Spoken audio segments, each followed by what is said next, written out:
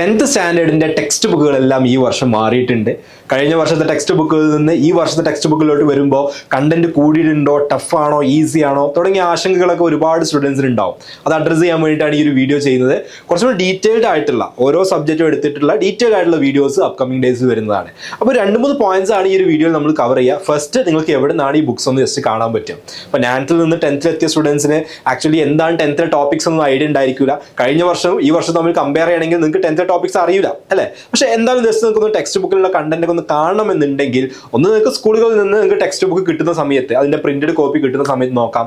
അല്ലെങ്കിൽ SCRTയുടെ വെബ്സൈറ്റിൽ അതിന്റെ PDF അവൈലബിൾ ആക്കിയിട്ടുണ്ട്. അപ്പോൾ നിങ്ങൾ ജസ്റ്റ് scrt.kerala.gov.in എന്ന് പറയുന്ന സൈറ്റിൽ പോയി കഴിഞ്ഞാൽ നിങ്ങൾക്ക് അതിന്റെ PDF അവൈലബിൾ ആണ്. നമ്മുടെ വീഡിയോയുടെ ഡിസ്ക്രിപ്ഷനിൽ ആ ലിങ്ക് കൊടുത്തിട്ടുണ്ട്. അത് ക്ലിക്ക് ചെയ്ത് കഴിഞ്ഞാൽ ഡയറക്റ്റ് PDF ഉള്ള സൈറ്റിലോട്ട് പോകാൻ പറ്റും. അപ്പോൾ ആ വെബ്സൈറ്റിലോട്ട് പോയി കഴിഞ്ഞിട്ടുണ്ടെങ്കിൽ നിങ്ങൾക്ക് കാണാൻ പറ്റും ഇതിനകത്ത് 10th ക്ലാസ്സിലെ പരിഷ്കരിച്ച പാഠപുസ്തകങ്ങളും പ്രവർത്തന പുസ്തകങ്ങളും എന്ന് പറഞ്ഞിട്ടുള്ള ഒരു ഹെഡിങ് കാണാൻ പറ്റും. അതിൽ റീഡ് മോർ കൊടുത്തു കഴിഞ്ഞാൽ ഇങ്ങോട്ട് വരുന്ന സമയത്ത് 10th ഡിഫറെൻറ്റ് സബ്ജക്റ്റുകൾ, ആ സബ്ജക്റ്റുകളുടെ എല്ലാത്തിൻ്റെയും PDF ഇവിടെ അവൈലബിൾ ആണ്.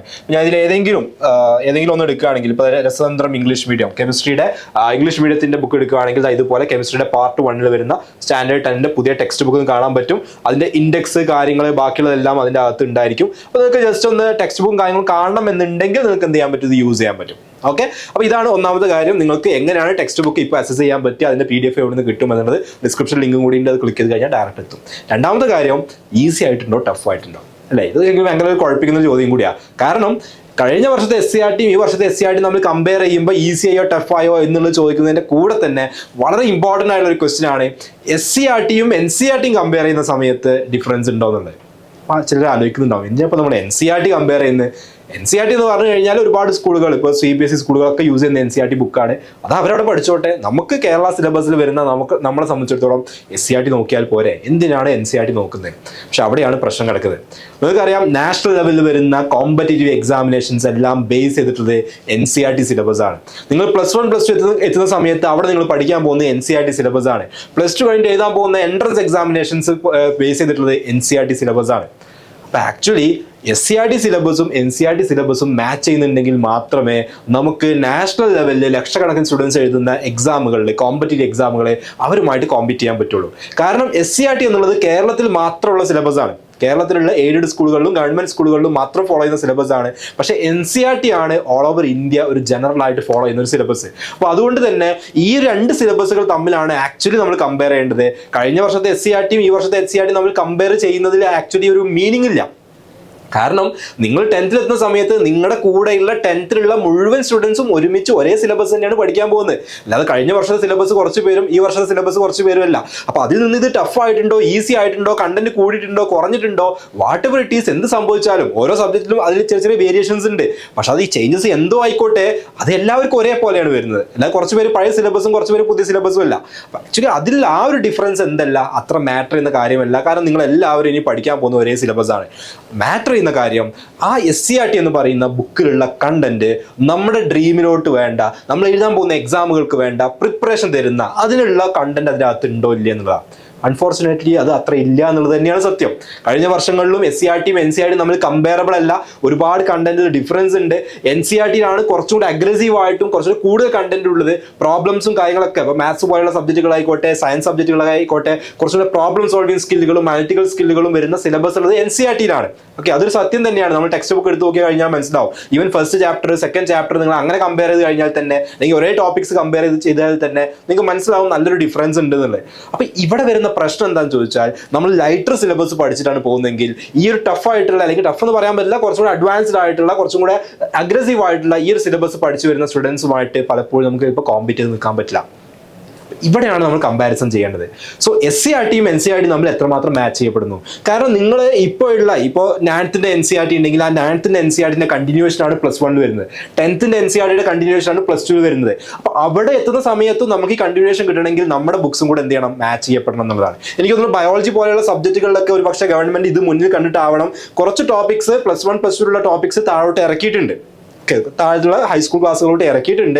അത് ഈ ഒരു കാര്യം മുന്നിൽ കണ്ടിട്ടായിരിക്കണം. പക്ഷേ NCERTയിൽ അത് ഓൾറെഡി ഉണ്ട്. SCRTയും ഇനി ആ രീതിയിൽ മേ ബി പതിയെ അഡ്വാൻസ് ചെയ്ത് കൊണ്ടുവരാൻ ചെയ്യാൻ വേണ്ടിയിട്ടായിരിക്കാം. ഇപ്പോൾ പണ്ടത്തെ SCERT ഒക്കെ കുറേ കാര്യങ്ങളും കൂടി ഉണ്ടായിരുന്നു, കണ്ടന്റ് കുറച്ചുകൂടി അധികം ഉണ്ടായിരുന്നു, കുറച്ച് നല്ല ബുക്സ് ആയിരുന്നു. പക്ഷെ പിന്നീട് അത് പല റീസൺസ് കൊണ്ട് ലൈറ്ററാക്കി കൊണ്ടുവന്നു. അപ്പോൾ ഇപ്പോൾ ശരിക്കും NCERTയും SCERTയും നമ്മൾ കമ്പയറബിൾ അല്ല.